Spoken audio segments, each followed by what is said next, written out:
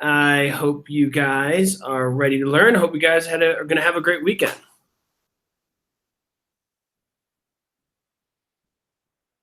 Grant has a question for me. Okay, Grant. A future estate. Grant has a question for me. Okay, Grant. Oops, I forgot to put in my headphones. Does that sound better, guys? I have to put in my headphones.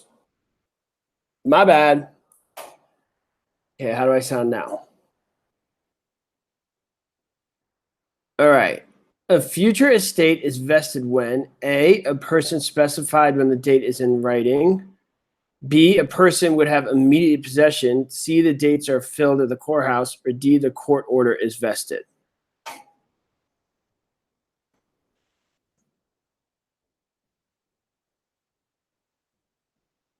When it's filed. Let me look at that one again, though. I believe when it's C, when it's filed, though. But for now, let's look at the questions I have for you guys. All right, let me set myself up here. And ready to go. Okay, if a lien covers all properties of the debtor in that county where it is recorded, it is known as A,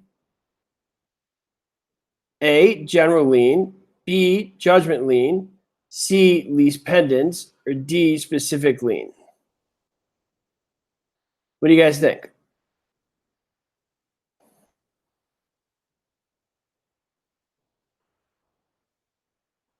Okay, and the answer is A. Okay, what's the difference between a general lien and specific lien? What do you guys think? What's the difference between a general lien and specific lien?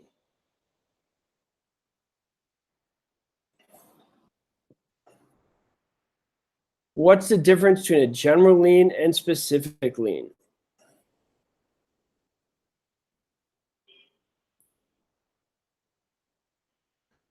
Okay, good job, Notorious Digital Marketing.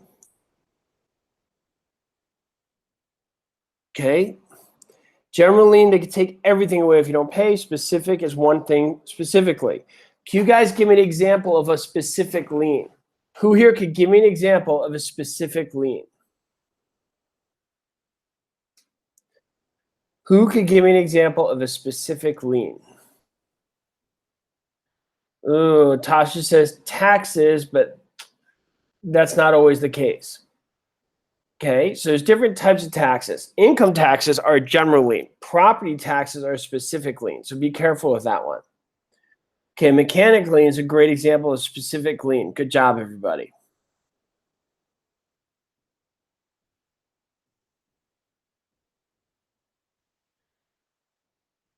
All right, personal property can never be A, turned into real property, B, none of the other options are correct, C, hypothecated, or D, alienated.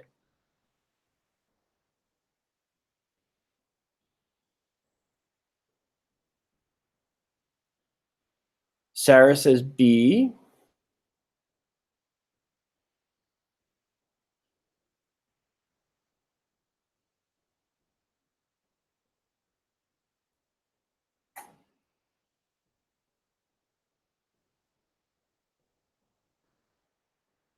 Good job, everybody. What's it called when personal property can turn into real property? What do you guys think? And Stephanie, the last two say hypothecated and alienated. Okay, what's it called when personal property gets turned into real property? Fixture. Good. Excellent. Fixture. Hypothecated just means you could guess its value, you could take a loan out against it. And you could do that with personal property. All right, it's a fixture. What is the test for a fixture? What do you guys think? What's the test for a fixture?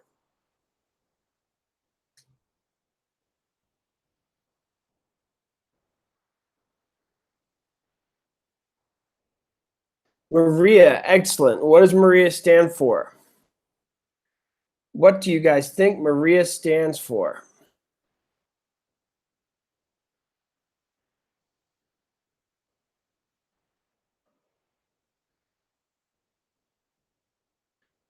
Maria stands for method of attachment, adaptability, intention, and agreement.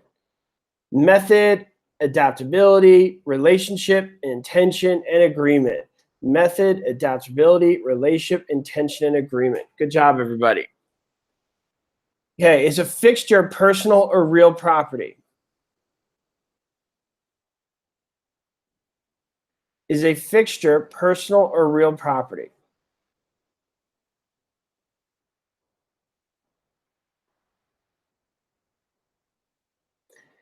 A fixture is real property. Is a trade fixture personal or real property? What do you guys think? Is a trade fixture personal or real? A trade fixture is personal property. Okay. So what we're looking at here is an example of real property that can become personal and then can become real again. All right. Good job, everybody. Would you guys like it if I did a webinar on how to choose a broker, just like this? If we just talked about how to do a broker, just choose a broker, kind of like a mastermind session. Would that be helpful to you guys if we did that? If we all just did a quick webinar session on how to choose a broker? Okay, so maybe I'll do that this weekend. Look for that. I may send an email out and do that this weekend. And we'll do a quick one on how to choose some basic things to look for. But I will give you guys this advice. You can look at all the rules you want. All the commission splits, all the different training things, all the office, the location, everything you want. At the end of the day, though, you got to go with your gut. If you walk in and you meet the guy in charge and it doesn't feel right, it's not right. If it does feel right, doesn't matter if the commission splits are terrible, the training is not that frequent, but if the guy seems like a good guy, a guy you can trust, or gal, obviously, then that's more important than anything. We could do a webinar on that. I'll go through all the rules and different things to look for. But at the end of the day, it's about people, not about numbers or buildings or things of that nature. Okay, moving right along. Thanks, Fabi.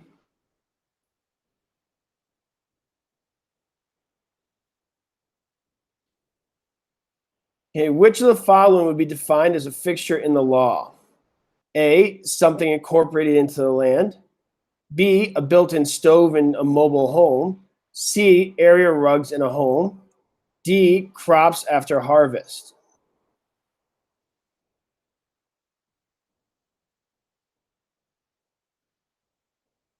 Linda, each state is different, so I'd have to look into more what state you're referring to, and send me a message privately, and I'll check it out. Okay, and for this question, you guys wrote A, something incorporated into the land.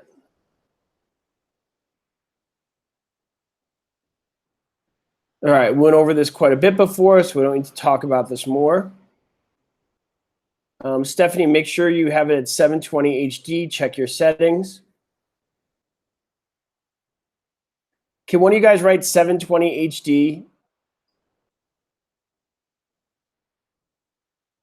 in the settings?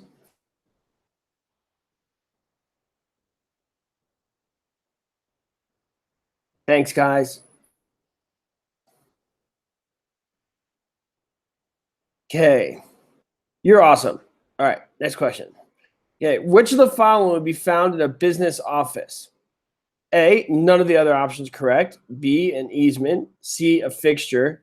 D, a trade fixture.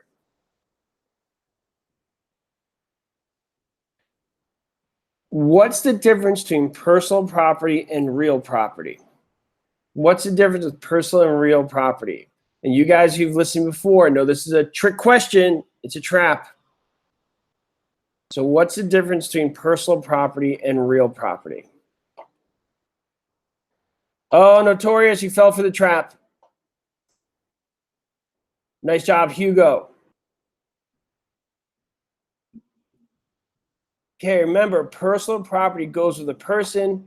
Real property goes with the real estate. And the reason I said Notorious wrote personal fell for the trap because a trade fixture is not movable, but it's personal property. Like a dentist chair is not movable, all right? Okay, so everybody promise me you won't fall for that trap. Everybody write, I won't fall for it. I will not fall for it. Okay, because chances are they're going to throw an example at you of personal property. It's not movable. All right, and if you all remember, personal property movable, real property immovable. Okay, so with that being said, I want you guys to give me an example of real property that is movable. Give me an example of real property that is movable. Okay, let's see it, guys. Give me an example of real property that is movable.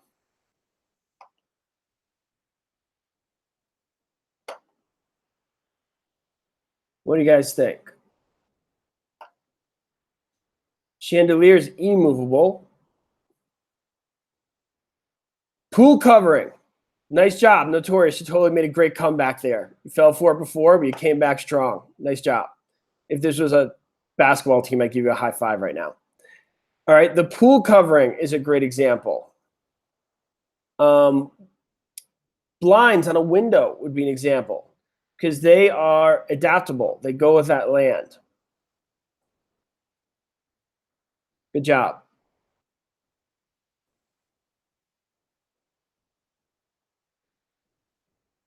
Okay, next question. Which of the following would not be considered real property? A house, B, fixtures, C, leasehold estates, or D, bearing wall?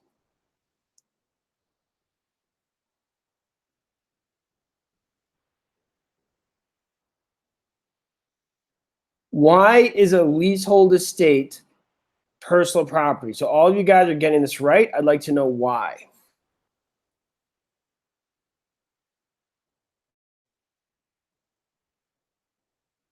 Okay, piece of paper is a good memory technique. But if you follow through with what we just said, it's a contract with a person. Remember, personal property goes with the person, real property goes with the real estate. And remember, when you sign a lease, you don't sign it with a property. You sign it with a person. There's two signatures by real people at the end of that.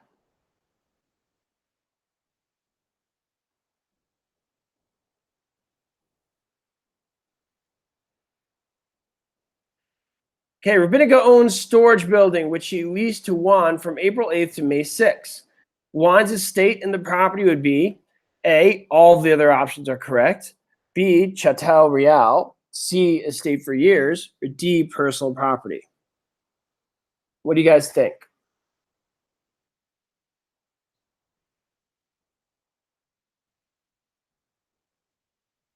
Okay, and the answer here is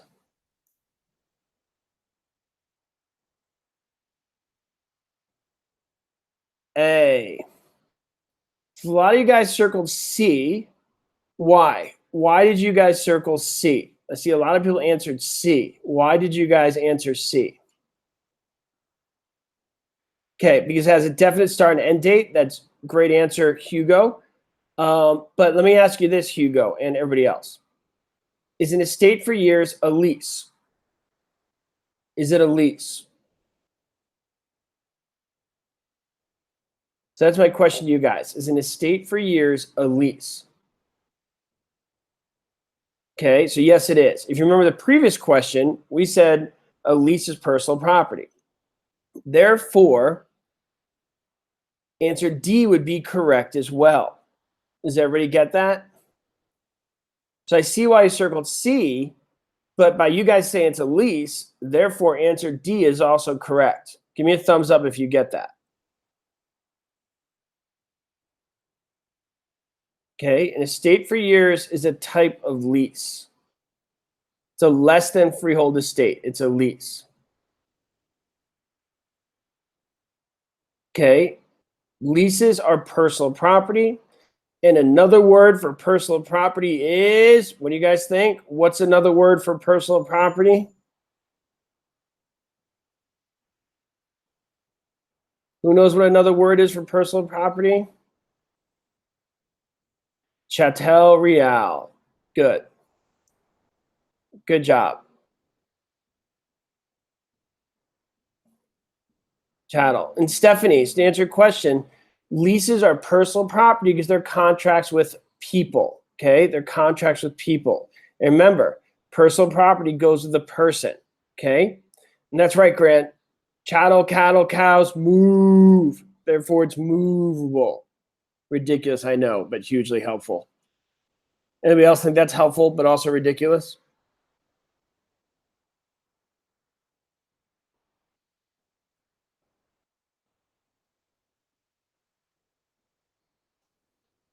Okay, moving right along.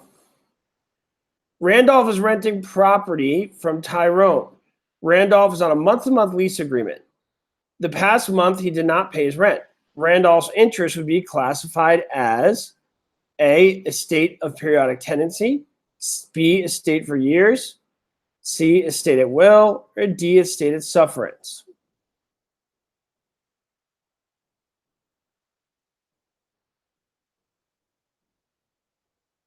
And the answer is D.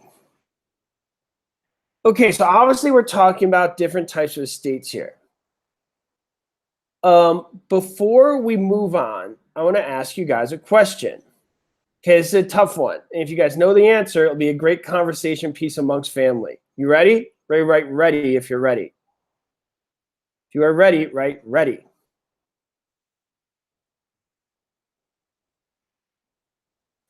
Okay. What are you guys going to be licensed to sell after you pass your exam? What type of license will you have? What type of license will you have? I know you guys thinking like that's too easy. There must be a trick here, right?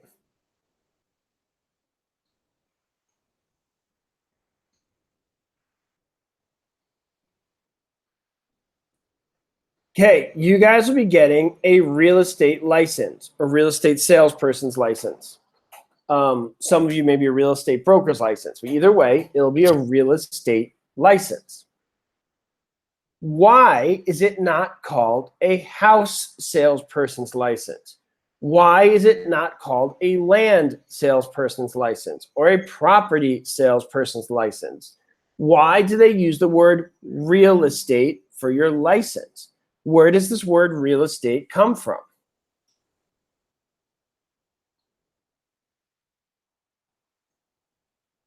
Okay, so let's break it into two parts. You have the word real, which we went over before, things that go with property or land and all things attached to the land.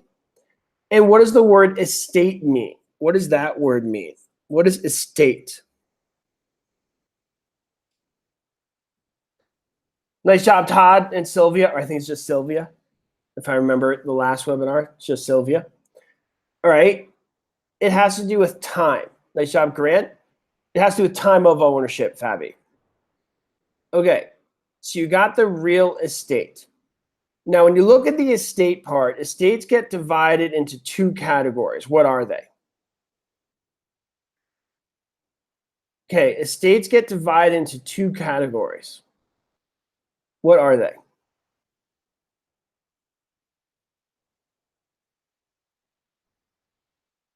Okay, so Hugo says leasehold, but I'm actually looking for is less than freehold.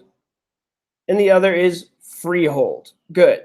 So you got less than freehold and freehold estates. Those are the big umbrellas. Less than freehold and freehold. Under the less than freehold, also known as leasehold estates, there are four different categories. What are they? What are the four different types of less than freehold estates? What are the four different types of less than freehold estates?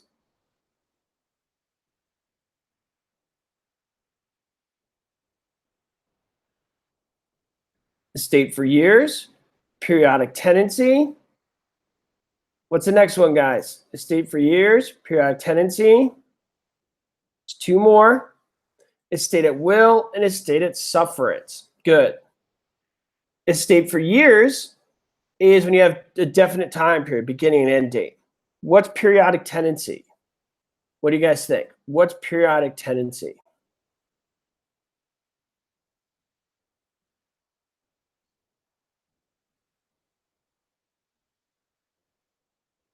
Okay, it goes month to month, week to week, whichever. What's estate at will? What's estate at will?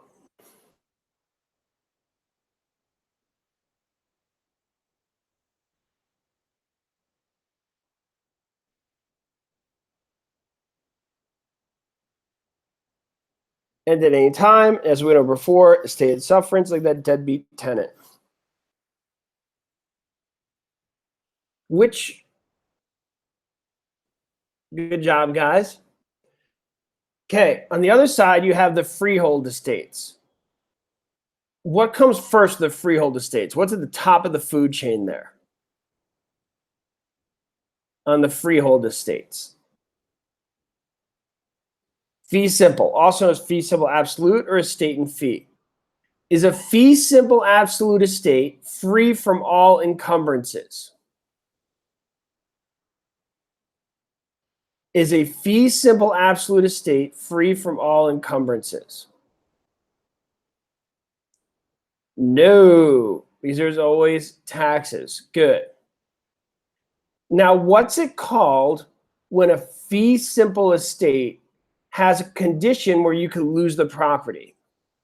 What's that? What's it called when a fee simple estate has a condition where you could lose the property?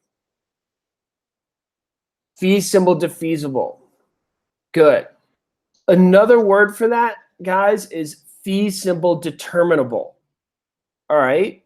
So if you guys see fee simple determinable, please don't think it's something different. It's the same thing as fee simple defeasible. Okay. How many guys did not know that before? I'd like to think I offer you guys some new helpful information. Okay, so fee simple defeasible and fee simple determinable are the same thing. So I'm glad I could help you guys. You didn't know that before. And hopefully when you see it on your exam, you'll be thinking, Joe's the best. Joe's the best. Woo. Okay, fee simple defeasible and fee simple determinable, same thing. It has a condition where you could lose the property.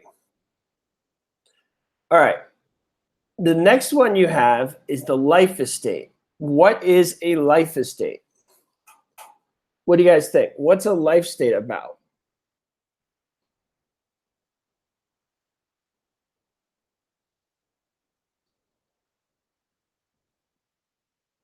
Okay.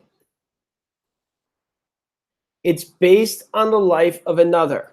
And that could be somebody living there, could be somebody's relative, could be anything. A life estate just means based upon the life of another. Now here's the double or nothing super hard question of the day. Who knows the Latin for based upon the life of another?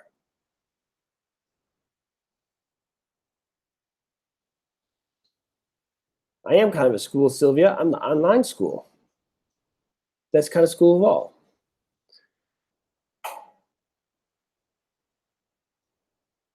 It cannot be the life of an animal. Okay, but who knows what is Latin for based upon the life of another? Okay, I'm going to tell you guys.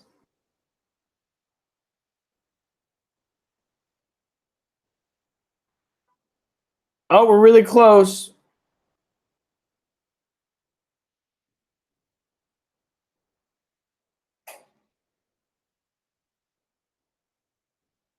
All right, here we go. And the answer is, nice job, Tosha. Upiverte. If you guys get that on your exam, though, that'd be super hard. Okay, next question.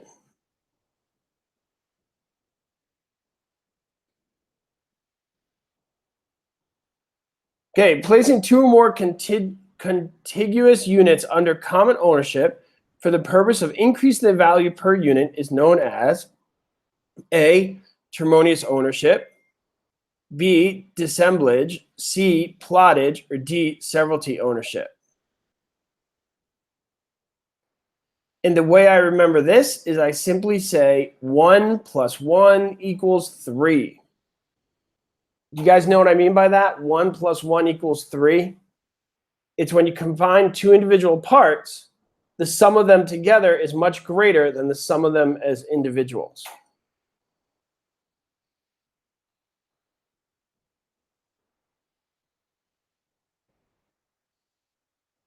All right. How am I doing, guys? I get a little nervous when I do this. Kind of weird talking to a screen sometimes. So notorious.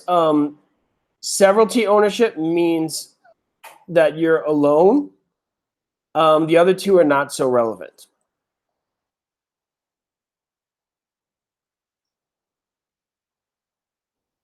Okay, so severalty ownership means sole ownership. What's the word for when it's not severalty ownership? What's the hot to the cold, the dark to the light of severalty ownership? If it's not severalty ownership, ownership is severalty, it is, oh, not joint. Nope. Concurrent. Nice job, David. It is concurrent ownership, concurrent estate. Great job, Stephanie Chang. Now, under concurrent ownership, you got two different things. And that's what you guys are getting at. So under concurrent ownership, there's different types of concurrent ownership, but there's two that comes up a lot no matter what state you're in. Okay, and that is the tenancy in common and joint tenancy. Like I said, there's other forms of concurrent ownership, but for your guys' exam, those are the two big hitters. Joint tenancy and tenancy in common. What is joint tenancy? What do you guys think? What is joint tenancy?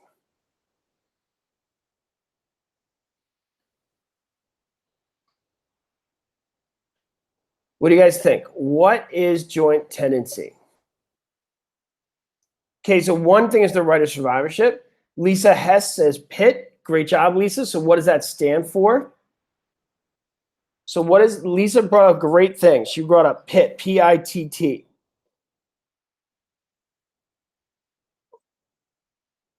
So what does that stand for? Okay, TTIP, T-T-I-P, same thing. Time, title, possession, and interest. Okay, time, title, interest, possession, possession, interest, time, title, however you like it. You need to have those four unities for a joint tenancy to be joint tenancy. Everybody got that? Very important. Joint tenancy has the four unities of time, title, interest, and possession. Everybody understand? Joint tenancy has the four unities of time, title, interest, and possession. Okay. Tenancy in common has one of those four unities. Which one does it have? Tenancy in common has one of those four unities. Which one does it have? Possession. Good job. It has possession. All right. Tenancy in common has the unity of possession. Got to know that one.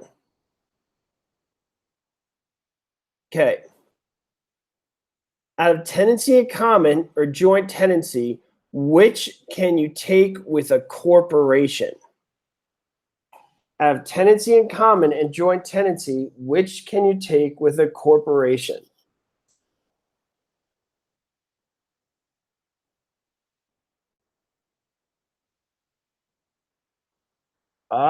Tenancy in common is the answer.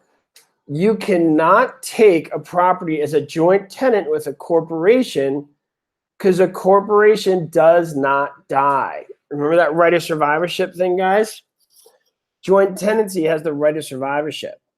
Corporations don't die, therefore there would be no right of survivorship, therefore cannot be joint tenancy. Does that make sense? So you guys are a great group. It seems like I managed to trip you up with that one. Okay, so joint tenancy is the right of survivorship. Corporations do not die. Therefore, you can't take as joint tenants. Grant asks, what about if the corporation closes down? Corporations could dissolve, but they're not going to die. So you would take it as a tenancy in common. That's also a very simplistic way of looking at it. There's other reasons, which we don't need to know for our exam, why you can't take it as joint tenants with a corporation, but that's the big one. So if you took it with a corporation, it'd be a tenant in common.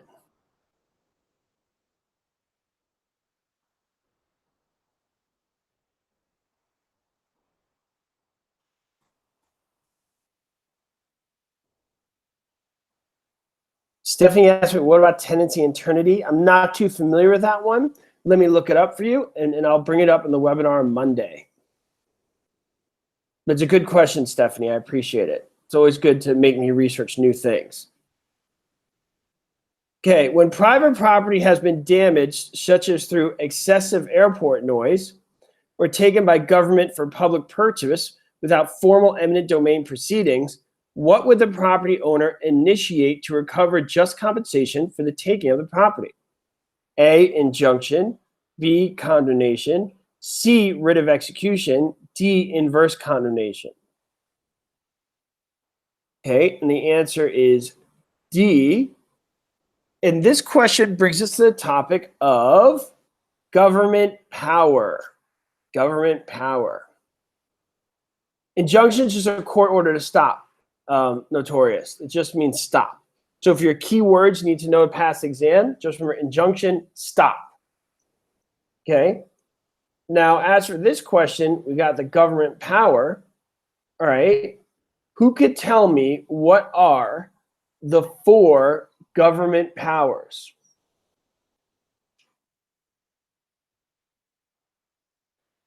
Police power, taxation, eminent domain, and escheat. Police power, eminent domain, taxation, and escheat.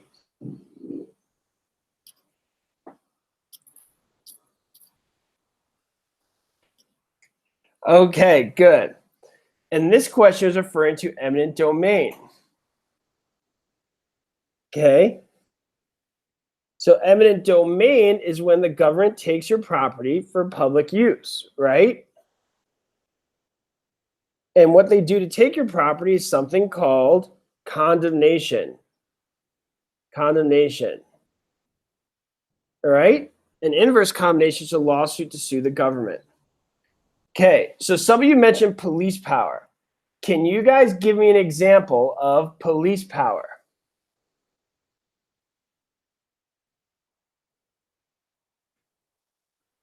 Zoning would be an example of police power. Good.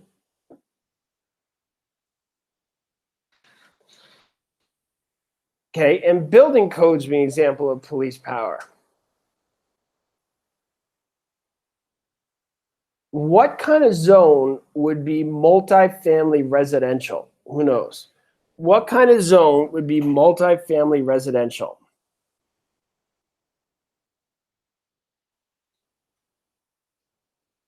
R3, excellent. Can you guys give me an example of a building code?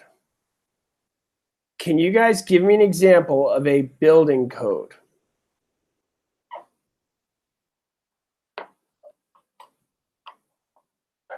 Who here could give me an example of a building code? Handrails on stairs, good. Wiring, excellent. And these are examples of police power. Okay. When the property escheats to the state, did you die intestate or testate? Intestate or testate?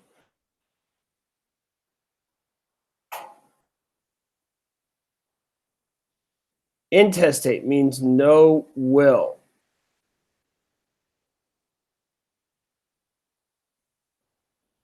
Intestate means no will. Okay, Stephanie asked me for the exact definition of building code, so here it goes. The building code is a set of rules that specify the standards of constructed objects such as Buildings and non-building structures. Buildings must conform to the code to obtain planning permission, usually from a local council. There's your definition, Stephanie, the exact definition. Okay, intestate means no will. What's a holographic will? Anybody know? What's a holographic will?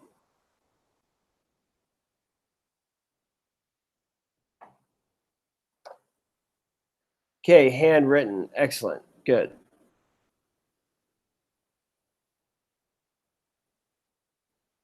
There's one more where you just sign your name with an X. I think of the name of that one. Anybody know? If not, I'll research it later and get back to you guys.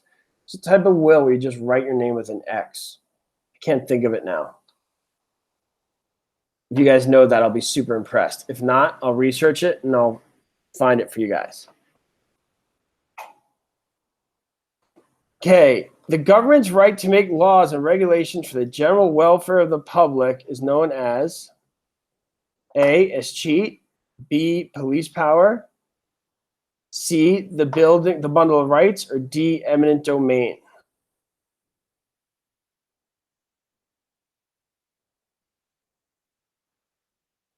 Okay, and the answer is B. We just went over that quite a bit. Good.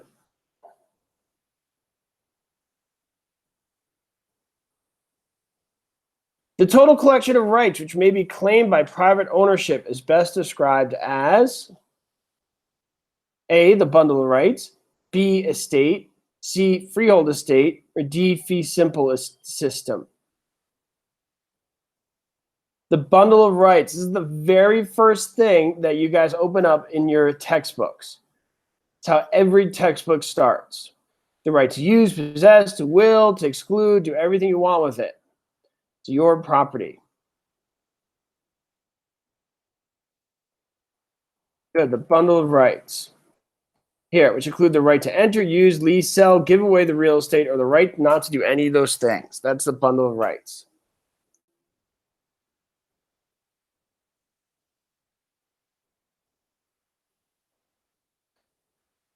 Which of the following would best and most complete definition of the term encumbrance? A, any action taken relative to property other than acquiring or transferring title. B, the degree, quantity, nature, and extent of interest which a person has in real property. C, anything which affects or limits the fee simple title to property. Or D, the use of property by a debtor to offer credit security for a debt. And the answer is C. Are all encumbrances liens? Are all encumbrances liens? What do you guys think? Are all encumbrances liens? No. Are all liens encumbrances? Are all liens encumbrances? Are all liens encumbrances? Yes. Yes. All encumbrances are not liens, but all liens are encumbrances. Okay? Super important you guys remember that. Can you guys give me an example of an encumbrance that is not a lien? Can you give me an example of an encumbrance that is not a lien? An easement. Good job, Tasha. So Grant, a tax would be a lien. Stephanie, a mortgage would be a lien. What I was looking for was easement. An easement.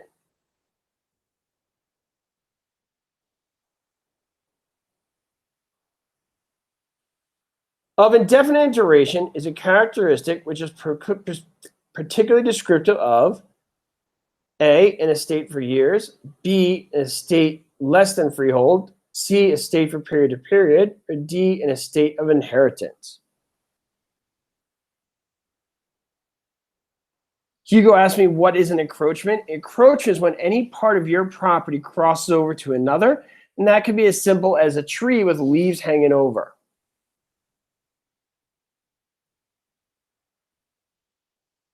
Okay, and these notorious asked me the difference between adverse possession and prescriptive easement.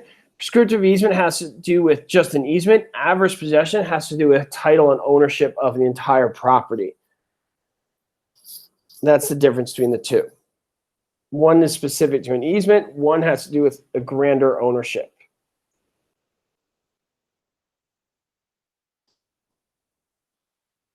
Okay, estate of inheritance. Okay, is the answer here. Estate for years is highly limited in duration. So you guys who wrote that, remember that's the type of real estate that's very limited, is the opposite of indefinite of duration. Okay.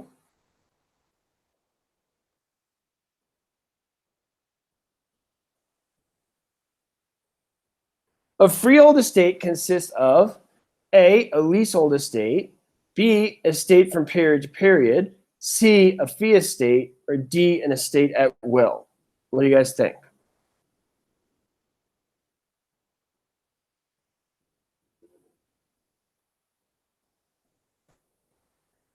And the answer is C. Good. Remember, that's another word for fee simple estate or fee simple absolute. Good job, guys. It is confusing. I agree, Sarah. Okay, well, that's it for today, guys. I hope you guys have a great weekend. Look for me to do some webinars this weekend. I'm not sure my schedule or the topics, but I'm really thinking about doing that one about choosing a broker. So please look for that, either on email or a group. We'll put it somewhere. I'll work it out with Arthur of when to set it up.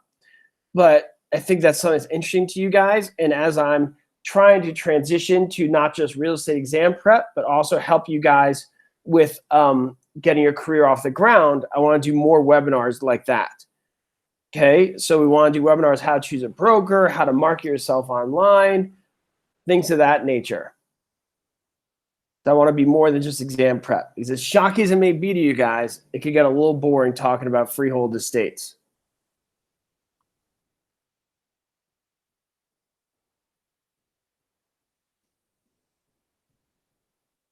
All right, talk to you guys soon.